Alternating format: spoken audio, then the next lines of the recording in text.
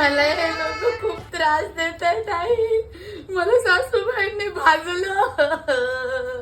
काल रात्री बोलल्या की आपण उद्या सकाळी ना दोघी मिळून तिळगुळाचे लाडू करूया. मी म्हटलं ठीक आहे, मी पण तुमची मदत करेन. अय्या आई, तुम्ही एवढे बनवलात, पण दाखवा कसं करायचंय.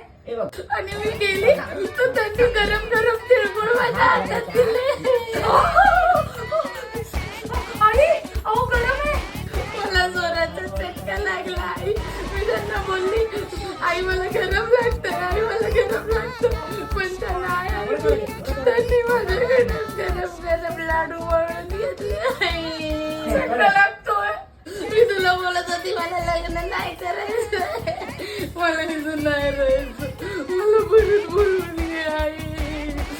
गणबाई मोगरा